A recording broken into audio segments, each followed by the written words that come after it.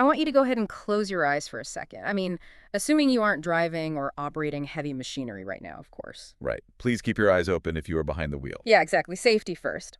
But if you are somewhere safe, just close them, and I want you to picture this highly specific, but honestly probably entirely relatable scenario. Okay, setting the scene.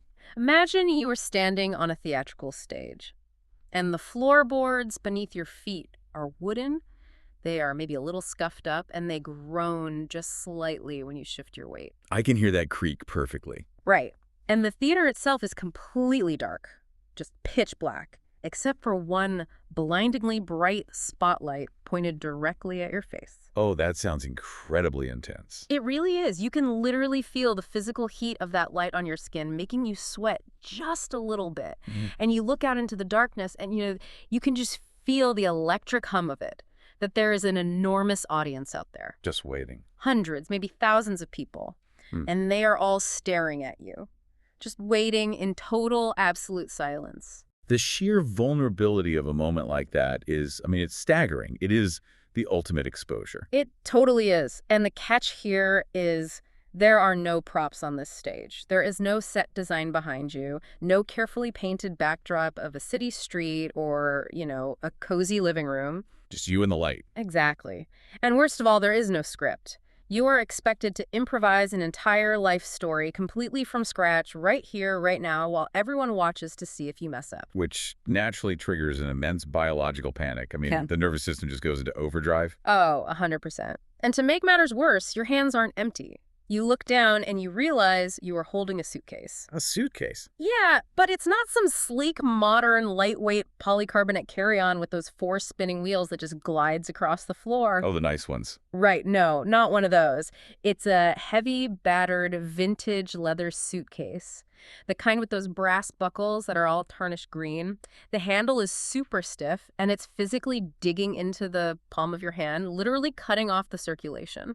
That sounds incredibly uncomfortable. It is. And even though it's closed, you know exactly what is stuffed inside it. It's packed full of old, mismatched clothes that don't even fit you anymore. There are torn photographs of people you barely recognize, faded letters with words that sting. Just dragging around all this emotional clutter. Exactly. And worst of all, it is packed to the absolute brim with the heavy, unspoken expectations of everyone you have ever known. Wow. The physical sensation you were describing there, that literal weight pulling down on your arm, straining your shoulder, the oppressive heat of that spotlight, the suffocating silence of the waiting crowd, that perfectly encapsulates the background radiation of anxiety that so many people carry through their daily lives. Background radiation of anxiety. That is such a good way to put it. Because you look around that stage and the primary emotion isn't even just fear, It's a desperate, hollow yearning. You are wishing, hoping, praying that someone, literally anyone, would just walk out from the wings, tap you on the shoulder, and hand you a pre-written script. Yes. You just want someone to tell you your lines. You just want to know that you are doing the right thing. Because without that script, you are just guessing every single day. And the daily guessing is completely exhausting. It really is. You walk through your entire life with this persistent low-grade panic just vibrating in your chest. You feel like a failure, and you don't even know what play you're supposed to be starring in. Right. The rules keep changing. Exactly. You find yourself wondering why your romantic relationships always seem to hit the exact same dead ends. Like you are navigating a maze you just can't escape. Or why you constantly overgive at work. Yes. Taking on projects that aren't yours, or in your friendships, acting like the unpaid therapist until you are physically and emotionally depleted. Just totally running on empty. And beneath all of those actions, there is this persistent, heavy, completely unexplained guilt. It just sits there. That guilt is like the dust settling on the stage. It's always there in the air, catching the light, just coating everything you do. So you're holding that heavy suitcase. The real question is, where did it come from? That is the million-dollar question. According to the psychological research we are looking at today, you packed it yourself when you were about 5 years old and you didn't even know you were doing it. Which is a wild concept to wrap your head around. It is. So our mission today is an audio exploration of this really fascinating stack of anonymous, independent writings that tackle this exact feeling of being unscripted and weighed down. And they approach it from very distinct viewpoints. Yeah, 2 wildly different, yet ultimately intersecting angles. One set of writings examines the psychological roots of this phenomenon specifically, the intense, kind of hidden dynamics of our childhood family structures. And the other set. The other set zooms way out. It looks at the eternal, energetic blueprints that we might be carrying across multiple lifetimes. Oh, wow. Yeah, it's a huge shift in scale. And before we really get going, the goal of this analysis is absolutely not to assign blame. We are not here to put your parents, your past, or even yourself on trial today. Because blame is just another heavy item to stuff into that vintage suitcase. Well, exactly. We don't need more weight. Our objective is purely observational. We want to understand the mechanics of this weight so that you can figure out how to finally set the suitcase down, step off that terrifying stage, and begin to live a life that is authentically yours. That is a beautiful goal. So where do we start? Let's start with the psychology side of things. The materials introduce this incredibly evocative concept called the labyrinth of family. The labyrinth of family. Yeah, and when they talk about this labyrinth, they make a bold, almost uncomfortable claim. They say that when we look back at our childhood caregivers, our memories are never, ever objective. Well, the mechanics of human memory are notoriously unreliable anyway, but the subconscious mind goes a step further here. How so? It does not function like a passive video recorder, simply logging events neutrally as they happen. Instead, the text described the subconscious mind as a moral architect. A moral architect. Yes. It actively curates, edits, and sometimes entirely distorts our memories of our caregivers. And it does this not to deceive us maliciously, but as a very advanced survival mechanism. A moral architect. Yeah. I mean, that implies intent. It implies there's a design, like a blueprint being followed for a very specific purpose. Exactly. Consider the biological reality of a human infant compared to almost any other mammal. Okay. A foal can stand and run within hours of being born. But a human infant is uniquely, terrifyingly vulnerable. Oh, totally helpless. Right. A newborn cannot feed itself, protect itself, or shelter itself. It relies with absolute life-or-death totality on its caregivers for an extended period of years. Which is a really long time to be that vulnerable. It is. Therefore, a young child literally cannot afford to perceive their caregivers as deeply flawed, dangerous, or unloving. Wait, really? Yes. To a child's developing brain, if the parent is flawed, the child's survival is in immediate jeopardy. The universe is suddenly unsafe. So it becomes a biological imperative to see the parent as good, reliable, and infallible. Okay, let me try to map this out logically. If a parent is emotionally distant, or highly critical, or even severely neglectful, the child's brain has a massive problem to solve. A massive conflict, yes. It has to reconcile the parent's bad behavior with the biological need for the parent to be a safe harbor. Exactly. The brain encounters a lethal contradiction. The child feels, I need this person to survive, but this person is hurting me or ignoring me. That is awful. So how does the brain handle that? The way the moral architect solves that problem is by shifting the blame entirely inward. The subconscious mind steps in and builds a narrative. It says, the parent is not the problem. The parent is perfect. Therefore, if the parent is angry or distant or unloving, it must be because I'm doing something wrong. Wow. So the child absorbs the flaw to protect the idealized image of the caregiver. Precisely. Okay, let's unpack this with a different analogy because this is so crucial. Let's imagine the family unit is a submarine. Okay, a submarine. And you are thousands of feet underwater. The pressure outside is crushing. Inside the submarine, the child is just a passenger. They don't know how to operate the sonar. They don't know how to steer. They can't even reach the control panels. They are completely dependent. Right. And the parent is the captain of the submarine. That paints a very stark picture of the dependency. Right. Now imagine the child realizes the captain is acting erratically. Maybe the captain is, I don't know, drunk or having a panic attack or just entirely neglecting the controls and staring at the wall. A very dangerous situation. Incredibly dangerous. And the child cannot swim to the surface. Opening the hatch means instant death. So the passenger's brain has to perform a miraculous trick of self-deception to stave off sheer terror. The moral architect steps in. Yes. The child has to convince themselves the captain is actually a genius. This erratic maneuvering is part of a brilliant master plan. The only reason we are sinking is because I didn't polish the brass properly or I spoke too loudly. The submarine metaphor highlights the element of entrapment perfectly. The moral architect, the part of the child's mind spinning this story, is ensuring psychological survival. By lying to them. By taking on the blame, yes, the child creates an illusion of control. Think about the power dynamics there. If the captain's incompetence is the problem, the child is helpless and doomed. Right, there's nothing they can do. But if the child's behavior is the problem, then the child has agency. They can fix it.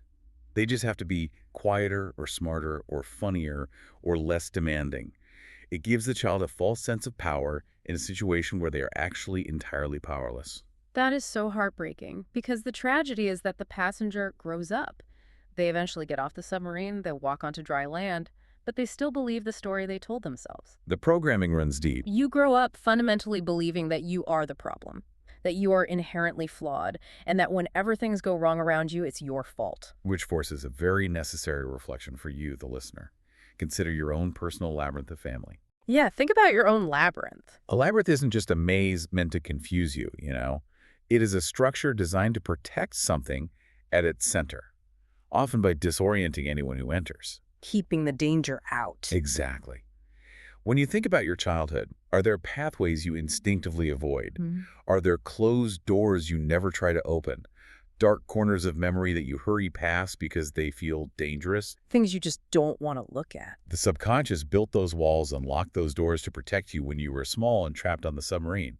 But you are an adult now. You are on dry land. You aren't underwater anymore. You have the cognitive capacity to recognize that the submarine's captain was just a flawed human being, and the walls your mind built are no longer necessary. It is wild to think that our own minds ran a lifelong disinformation campaign on us just to keep us from panicking. It's highly effective. But it makes perfect sense biologically, and this leads right into what the sources talk about next, which completely blew my mind regarding how we view ourselves today. The shift from survival to personality. Exactly. We all have these things we consider to be our core personality traits. You might describe yourself to a new friend by saying, I'm just a hyper-empathetic person, or Right. I'm a natural people pleaser, I just want everyone to be happy. Very common self-descriptors. Or maybe you are the one in your friend group who always has to fix everyone else's problems, like the reliable rock. You think, that's just my personality, that's who I fundamentally am. The anonymous texts challenge that assumption from the ground up. I really do. They suggest that many of these defining characteristics, the labels we wear with pride, are not innate personality traits at all. They are rigid defense mechanisms that have calcified over time. I have to admit, I'm struggling to square this. Being a genuinely nice, helpful person is a defense mechanism. How is being empathetic a shield? Let's look at the mechanism of becoming what the texts call useful. Becoming useful. Okay. We return to that child on the submarine who realizes, on some unspoken level, that they are not receiving unconditional love. Unconditional love means you are loved simply for existing, breathing, and being. If that baseline is absent, the child's nervous system panics. Because they need that love to survive. Exactly. So the moral architect kicks in and devises a new strategy. It says, if I cannot be loved for who I am, I will earn love for what I do. I will satisfy the adult's needs so completely that they cannot afford to abandon me. Oh, wow. So the child becomes an asset to the captain. They make themselves indispensable. Indispensable is the perfect word. So the child becomes hyper-attuned to the emotional weather of the house. They develop this, invisible radar dish on their head, constantly scanning the environment. Scanning for shifts in mood, yes. If mom comes home and the tone of her footsteps indicates she is stressed, the child instantly becomes the invisible, perfect angel who cleans the kitchen without being asked. Or, if dad is prone to explosive anger, the child becomes the court jester who deflects the tension with humor to keep the peace. You become a human barometer, basically, just constantly reading the atmospheric pressure of the room and morphing your behavior to neutralize any threats. And the critical thing to understand is that in childhood, this strategy is incredibly effective. It works. It keeps them safe. It keeps the volatile parent calm. It garners a fraction of the attention or safety the child so desperately craves. But the problem occurs because this defense hardens into an automatic reflex. It becomes a permanent behavioral loop. You can't just turn it off. Right. The child grows into an adult who still fundamentally believes, on a cellular level, that their only value lies in what they can provide for others. So when you are 35 years old and you are completely burning yourself out trying to solve your coworkers' problems, or you are staying in a relationship where you give 90% and get maybe 10% back on a good day, you aren't just being a nice person. No, you are not. You are running a 20-year-old survival script. Your radar dish is still spinning, looking for threats to neutralize by being useful. The paradox of this behavior is deeply isolating, too. The defense mechanism, which was originally designed to secure love and connection, actually ends up preventing it. Wait, how does it prevent it? If you are constantly molding yourself to fit someone else's needs, anticipating their desires, and hiding your own, no one is ever seeing the real you. They're only seeing the service you provide. Oh, that is heavy. You cannot receive authentic, unconditional love if you are wearing a mask of constant utility. Bro. People fall in love with the mask, not the person behind it. I'm putting myself in the shoes of someone listening to this, and I'm realizing that my entire personality might be a trauma response. That's a huge, heavy realization. It could easily make someone feel completely broken. It's daunting, certainly. But the source materials point out the tragedy here while also offering immense hope. You are not inherently defective. And this brings us to the concept of self-sabotage. A very misunderstood concept. We hear that buzzword everywhere, but the materials basically argue that self-sabotage is a complete myth. It is a profound reframing of human behavior. We casually use the term self-sabotage to describe moments when we seemingly ruin our own chances at happiness. Like what kind of moments? Well, we procrastinate on a career-defining project, we pick a fight and push a genuinely good partner away, we quit a healthy habit right before it yields results. Right, things like that. We look at our own behavior and think, why am I destroying my own life? I must hate myself. But the texts argue that this behavior is never intended to destroy you. It is an outdated survival strategy trying desperately to protect you from perceived harm. I'm going to need you to break that down, because that sounds backwards. Let's use the relationship example. I meet someone great. They are kind, emotionally available, and they actually listen to me. And out of nowhere, I start picking fights, withdrawing, and eventually push them away. How on earth is my brain telling me that ruining a great relationship is protecting me? That feels like the exact opposite of protection. To understand that, we have to look through the lens of the nervous system. Think about the child who learned that love is highly conditional. They learned that love is tied to exhausting performance. Or worse, that opening up and being vulnerable ultimately leads to abandonment or sharp criticism. So they learned that being open is bad. Right. For that subconscious mind, intimacy equals danger. Intimacy is a trap. So when you, as an adult, encounter genuine, unconditional intimacy, your nervous system doesn't recognize it as a good thing. It panics. The alarm bells ring, the subconscious shouts, warning, this is the trap we learned about on the submarine. If we let this person get close, they will eventually see our flaws and destroy us. Evacuate immediately. Wow. Pushing the partner away isn't sabotage. It is the subconscious successfully executing an emergency defense protocol to keep you safe from the terrifying vulnerability of being truly seen. It's like having a bodyguard who means well but is legally blind. A blind bodyguard. I like that. The bodyguard is tackling you into the bushes every time the mail carrier walks up to the door screaming, "Sniper!" The threat isn't real, but the bodyguard's reaction is very real. The survival script is still running, completely unaware that we are no longer underwater. That blind bodyguard is a very apt visualization. And this brings us to one of the most vital distinctions made in the psychological materials, the difference between guilt and responsibility. This part is so important. It is. When a person realizes that their behaviors, their people-pleasing, their self-sabotage, their hypervigilance, are outdated survival strategies that have hurt themselves or the people around them, the immediate reflex is to feel terrible, crushing guilt. Right. The listener might be thinking, I've wasted 10 years of my life being a doormat in my career. I've pushed away 3 great partners. I've exhausted my friends. I feel so guilty for all the time I've lost. And the author provides a brilliant, tangible analogy to navigate this exact feeling. Guilt is described as a burned piece of paper. A burned piece of paper. Imagine holding a sheet of paper that has been completely consumed by fire, leaving only a fragile black husk. It turns to ash the moment you squeeze it. It just crumbles in your hands. It makes your hands dirty. It's entirely useless. It is painful to look at, and its state is permanent. Yeah. You cannot write a new story on burned paper. You cannot fold it into a paper airplane. Guilt is a static state of self-punishment that keeps you trapped in the past, analyzing the ashes. I can literally feel the texture of that imagery. Holding a piece of burned paper, you're just standing there getting soot everywhere. It doesn't rebuild the house that caught fire. It doesn't prevent the next fire. It's just a monument to destruction. Conversely, the text describes responsibility as a pencil sketch. A pencil sketch. I love that contrast. A pencil sketch is inherently dynamic. If you draw a line that doesn't work or the proportions are wrong, you don't burn the paper. You acknowledge the mistake, You take an eraser, you rub out the flawed line, and you draw something better. You just fix it. Responsibility is action-oriented. It acknowledges the reality of the situation. The trauma you experienced in that labyrinth, the time you spent trapped on the submarine, was absolutely not your fault. You were just a kid. You did not ask for that heavy vintage suitcase. You did not ask to be put on the stage without a script. But picking up the pencil and choosing to heal from it, that is your responsibility. That is such a crucial, liberating pivot. The trauma is not your fault, but the healing is your responsibility. You can't just sit on the stage holding the burned paper of guilt, crying about how unfair it is that the spotlight is in your eyes. No. Because it is unfair, but crying about it doesn't turn the light off. You have to pick up the pencil. Sitting with the burned paper guarantees that your future will be an exact replica of your past. Taking responsibility, picking up the eraser, is the first true act of agency you have ever had. Okay, let's take a breath and map out where we are.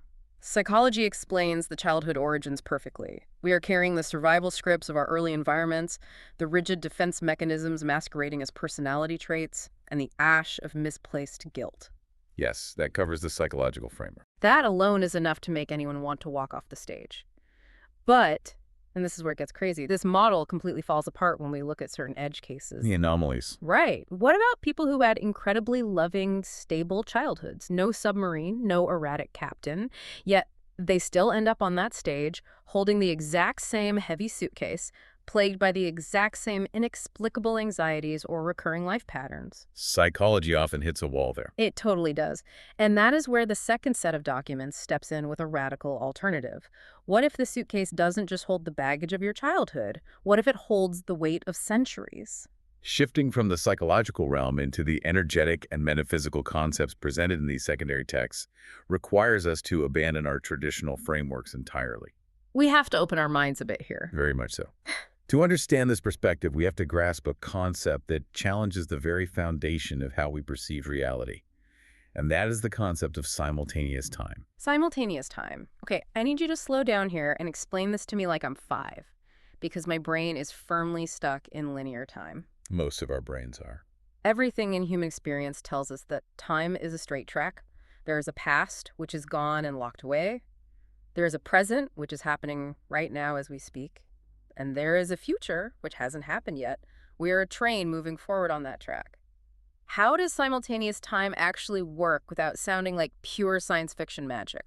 Let's look at it through the lens of physics, specifically theories related to Einstein's relativity and the block universe theory. Okay, physics. I can do physics. Our brains are neurologically wired to process time linearly because it is necessary for our physical survival in a three-dimensional world. We rely on cause and effect. Right. We have to know that if we touch a hot stove, the action, we will get burned the reaction. Cause and effect demand a linear sequence. Yeah. However, theoretical physics and esoteric texts alike propose that this linear perception is merely a limitation of human consciousness. Just how we perceive it. Yes. In reality, on a cosmic or quantum level, the past, the present, and the future are not a straight line. They exist simultaneously. They are all happening right now, layered continuously on top of each other. Okay, let me try a visual to help me get this. Instead of time being a train moving down a track, time is a massive, infinitely deep ocean. An ocean. Good. And every single event, the fall of the Roman Empire, you eating breakfast this morning, humanity colonizing Mars 1,000 years from now, every event is a different drop of water. But they are all swirling together in the same ocean at the exact same time. The ocean is just, existing. The ocean metaphor is excellent because it accounts for the transfer of energy. Because all time exists simultaneously in this ocean, the texts argue that we carry what they call a karmic code. A karmic code. These are energetic and emotional imprints from past existences that are actively vibrating and dictating our current reality. The energy of a deeply traumatic or highly charged event from 400 years ago isn't gone. It hasn't faded into history. Because history is happening now. Exactly. Yeah. It is happening right now in the simultaneous ocean, and it is sending energetic ripples across the water, directly intersecting with your current frequency. So that heavy suitcase we talked about at the beginning isn't just packed with the sweater your mom made you wear when you were 6. No, it's not. It's packed with the iron armor you wore in a battle centuries ago. The unresolved terror of that moment is still vibrating. And the source materials give some incredibly vivid, specific examples of how these energetic codes manifest in our present, seemingly normal lives. The case studies are remarkable. The case study about unexplained physical pain really stopped me in my tracks. The text recounts a deeply illustrative case regarding somatic memory. There was a woman suffering from severe, chronic, completely unexplained acid reflux. Just constant pain. Traditional allopathic medicine could find no physiological root cause. There were no ulcers, no anatomical defects. Yet her persistent suffering was real. It was a daily agonizing, burning sensation in her throat and chest that dictated what she could eat, severely disrupted her sleep, and diminished her quality of life. And when she explored this condition through the lens of energetic coding, using regressions to access the broader ocean of time, they traced the vibrational frequency back to a past existence. A very specific existence. In that previous life, she had been murdered by ingesting a lethal burning poison. The profound takeaway the texts offer here is that the physical body acts as an energetic receiver. Like an antenna. Yes, the physical body in this current lifetime was acting like an antenna, picking up the intense, traumatic frequency of the poisoning that was occurring simultaneously in another timeline. The physical symptom, the chronic acid reflux, was a literal manifestation of an unhealed energetic wound. That is just wild. The body remembers the vibration even if the conscious mind has no memory of the event. The body is literalizing a cosmic memory. That is staggering to think about. How many chronic aches, unexplained migraines, or phantom pains are just our bodies tuning into a bad radio station from 3 centuries ago? Probably more than we'd ever guess. And it doesn't just stop at physical ailments. The materials talk extensively about how these codes dictate our relationship loops. We talked earlier about the psychological reasons someone might stay in a bad relationship, the blind bodyguard, the utility defense, but the energetic texts offer another layer entirely.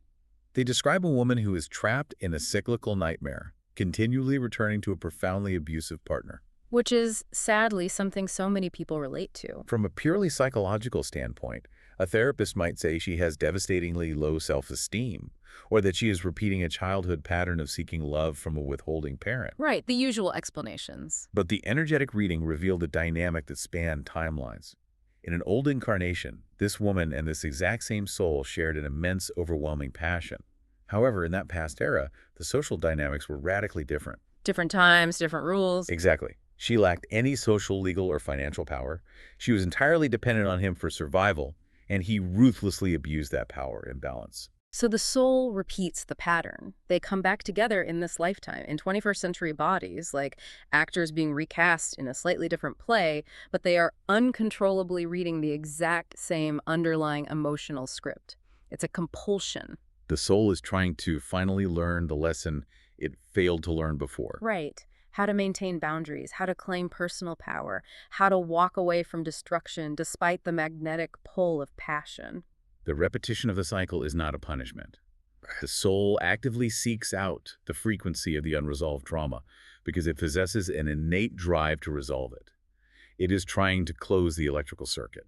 And we see this dynamic play out not just in romantic entanglements, but in professional role reversals as well. Yes, the workplace example in the text is fascinating. They explain how you might have an incredibly arrogant, overbearing, tyrannical boss today. Oh, we've all had one of those. Someone who just makes your daily life utterly miserable. They micromanage you, they belittle you in meetings, and they seem to have an inexplicable, deeply personal vendetta against you from day one, even if you've done nothing to provoke it. The natural human reaction is to feel entirely victimized by this person.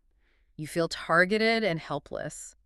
But the text suggests that this specific dynamic might be a cosmic balancing of the scales. A reversal of roles, yes. In a past life, you might have been the tyrannical leader, the oppressive landlord, the cruel monarch, and this current boss was your subjugated subordinate. Okay, I can see how that would trigger some resistance. Yeah, I have to pause and genuinely push back on this because I can hear the listener getting defensive, and honestly, I am too. Wait, so if my boss is verbally abusive to me and making my life a living hell, it's just a cosmic game of emotional ping pong. Doesn't that make me a victim of history?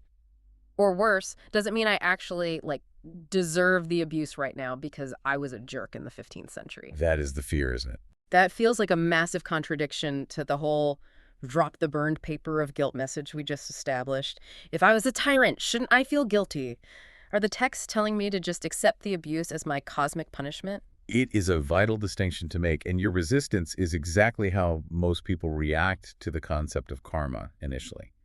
Let's unpack the physics of that assumption. Please do. The concept of karma, as presented in these specific esoteric texts, is completely divorced from the human concept of a judicial system. There is no cosmic retribution. Yo, Judge. No. There is no divine judge keeping a ledger of your sins, waiting to strike you down with a bad boss as a penalty. The universe operates strictly on frequency, vibration, and balance. So it's not a judge banging a gavel in a cosmic courtroom. It's more like Isaac Newton's third law of motion. Precisely that. For every action, there is an equal and opposite reaction. If you generated a massive amount of domineering, oppressive energy in a past life, that dense energy remains in your karmic code. It is a wave in the ocean. And the wave has to hit the shore. The universe presents the current situation with your boss, not to punish you, but to offer you an opportunity to experience the other side of that energetic coin, to truly understand the frequency of oppression, and ultimately to break the cycle by responding differently. The ultimate goal of the soul, according to the sources, is to achieve self-love and authentic power. So by experiencing the tyrannical boss today, you're being given the exact necessary friction required to finally stand up for yourself. The necessary frictions. Exactly. You are being pushed to claim your authentic power, draw a line in the sand, and say, I do not accept this treatment. I am worth more than this. If you simply submit to the boss, shrink down, and feel like a victim, the energetic code remains unbroken. The wave keeps rolling. The cycle continues. Conversely, if you fight back with equal cruelty, malice, and vengeance, you are just feeding the same dense energy back into the system, and the ping-pong game continues into the next timeline. So how do you stop it? The resolution, the literal breaking of the code, happens when you establish firm boundaries from a place of grounded, authentic self-worth. You neutralize the energy by refusing to participate in the dynamic of oppressor and victim. Okay, so whether we are talking about the blind bodyguard in our childhood brain building a labyrinth, or our eternal soul getting stuck in a karmic relationship loop over centuries in the ocean of time, the ultimate question is exactly the same. How do we actually escape? How do we fix it? Right. If we are trapped by both psychological defenses and ancient energetic codes, how do we physically drop the suitcase? This is where the source materials transition from being diagnostic to being highly prescriptive. They offer specific, actionable tools for unwiring these codes, and they will require active, conscious participation from the individual.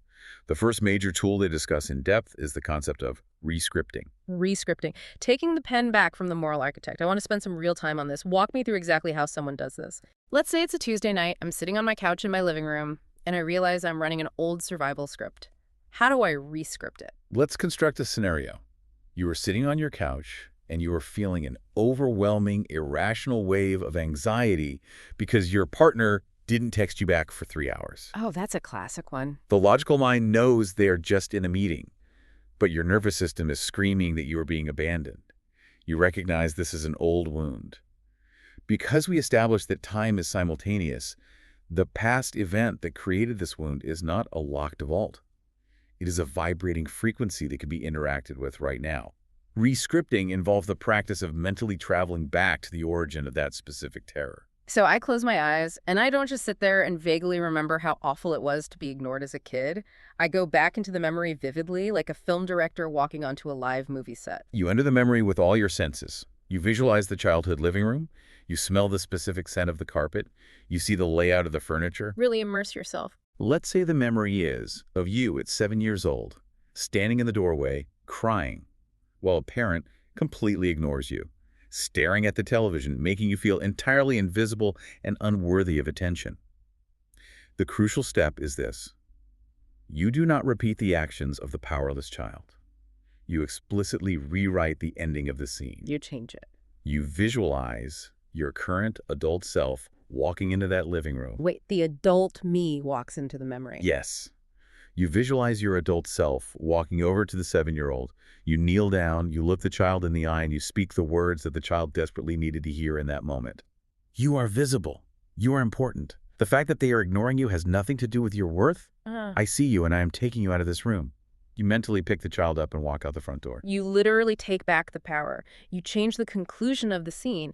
And by doing that, Because time is an ocean, you are sending a completely new vibrational code rippling out into the present. You are telling your current nervous system, sitting on the couch on a Tuesday night, we are no longer powerless in this frequency. We are safe.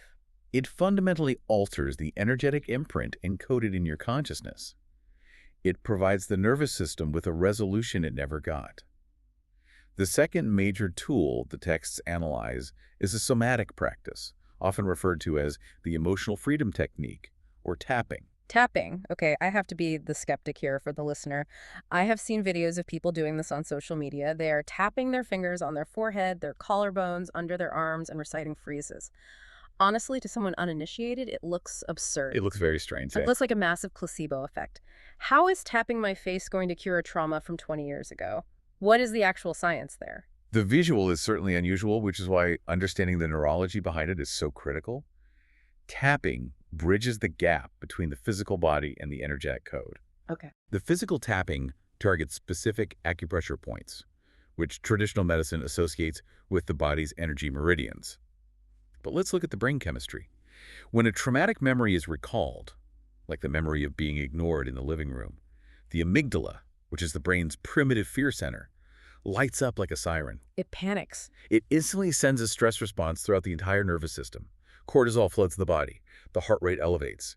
The body physically prepares to fight or flee, even if the memory is decades old and you are perfectly safe on your couch. The brain doesn't know the difference between a vivid memory of a tiger and an actual physical tiger walking into the living room. The body reacts exactly the same way to both. Precisely. So by physically tapping on these specific acupressure points, while actively verbally acknowledging the traumatic memory or the negative emotion, you are doing something revolutionary to your nervous system. What's happening? The physical stimulation of those pressure points sends a concrete, physiological signal of safety and calm to the brain.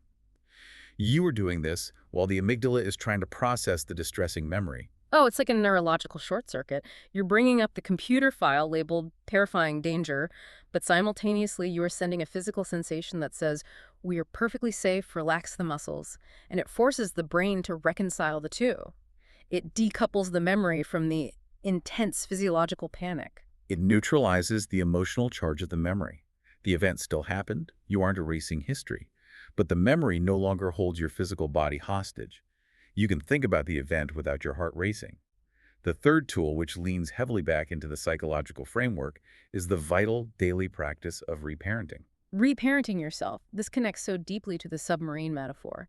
If the captain failed you, if the original parents couldn't provide the unconditional love, you have to become the captain for yourself now. And undertaking that role requires immense grace. Reparenting is the psychological act of stepping in when you catch yourself falling back into those old, rigid defense mechanisms in your daily life. Catching yourself in the act. Let's say you were at work and you realize you just spent 3 hours completing a tedious spreadsheet for a colleague that wasn't your job at all, completely depleting your own energy just to be useful. The old response, the burned paper guilt, would be to aggressively berate yourself. I'm such an idiot. Why am I such a pushover? I have no boundaries. I never learn. Which is just echoing the criticism of the labyrinth. You're just doing the erratic captain's job for them. You're punishing the child. Reparenting intercepts that exact moment of self-loathing. You pause, and you consciously speak to yourself with the deep compassion that your original caregivers perhaps never offered. What do you say? You say to yourself, internally or out loud, I see what happened here. I see that you got scared that you wouldn't be valued at this job unless you were indispensable. I understand why your radar dish spun out of control, because being indispensable kept us safe a long time ago. I apologize that we fell back into that exhausting habit today, but it's okay. We are safe now. We do not have to earn our right to exist here. You offer yourself the grace you never got. You literally parent the inner child who is still frantically trying to earn love. You tell the blind bodyguard to stand down. It's profound work. So what does this all mean for us? When we look at this massive stack of information, we realize something profound. Whether you choose to view your heavy suitcase through the clinical, earthly lens of modern psychology, analyzing your childhood survival strategies and the moral architect, or whether you view it through the mystical, expansive lens of eternal soul journeys, simultaneous time, and karmic codes, the ultimate action required of you is exactly the same. The required action is a conscious, courageous choice to step out of the labyrinth, to recognize the patterns for what they are, refuse to be defined by them any longer, and actively pick up the pencil to rewrite the script. You have to physically open the vintage suitcase on that stage, look at the mismatched clothes and the heavy expectations, and decide, I'm not wearing this anymore, it doesn't fit. As we draw these threads together, it is worth reflecting on the immense, beautiful potential of the human mind and spirit that both of these perspectives highlight. We are not merely the sum of our parents' mistakes. We are not fragile biological machines doomed to blindly execute the flawed survival programming of our childhoods until we die. Nor are we condemned to blindly repeat the karmic errors of our past lives, trapped on some endless, punishing cosmic hamster wheel. We possess the profound, almost miraculous capability to become the conscious directors of our own existence.